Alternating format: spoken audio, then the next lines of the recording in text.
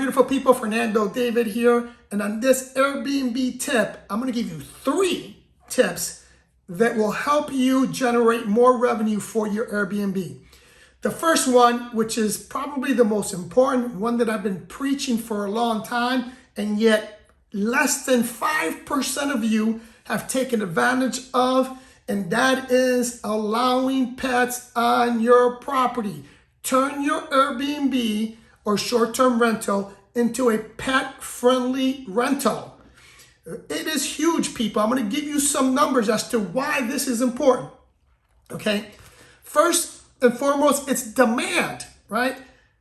In the last couple of years, if you look at what's trending in searches for short-term rentals, one of the biggest trends is pet-friendly properties. It is up by 55%, people, 55%. Let that number sink in. If you're not pet-friendly, you're losing out on a lot of potential travelers. Number 2, if you have a pet-friendly property, you can demand more money.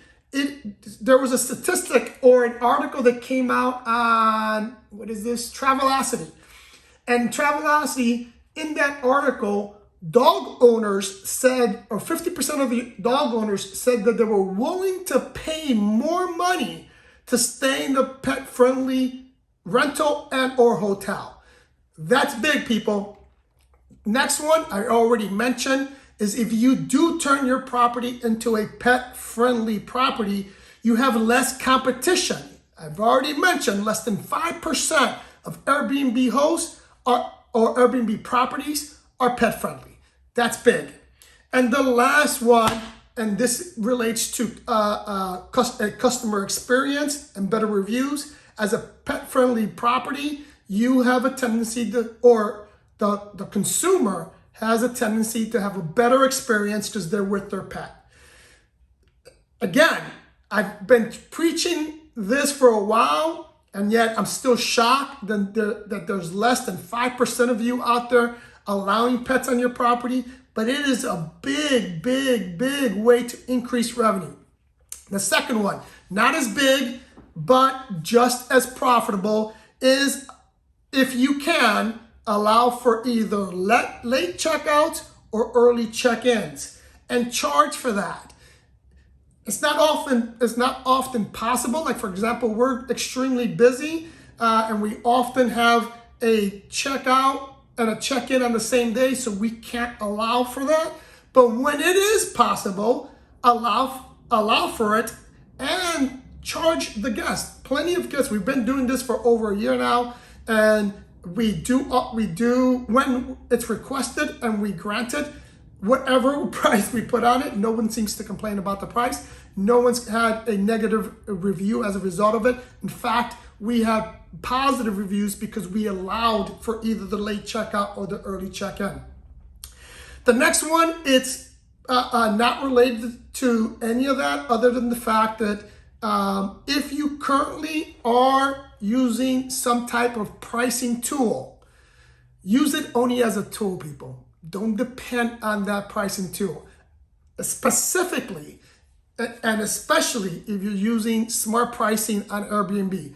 I find out through my experience, that is the worst tool that you can use. If you're doing this for a living, if you're doing this to be profitable, my suggestion to you is to learn the market, right?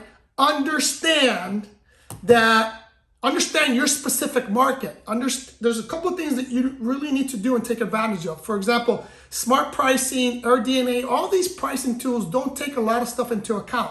One of the biggest things that they don't take into account is events in your area. So for example, in Fort Lauderdale, the boat show, the boat parade, Air and Sea show, Tortuga, these are huge events that are not accounted for in AirDNA or Airbnb smart pricing. The fact that I know that, the fact that there's a lot of demand during that time, I manually change those dates and really truly double my pricing because it calls for that. And you're going to miss out on that if you solely rely on smart pricing. The other thing about that the other reason why I hate that is because it causes you to be lazy, right?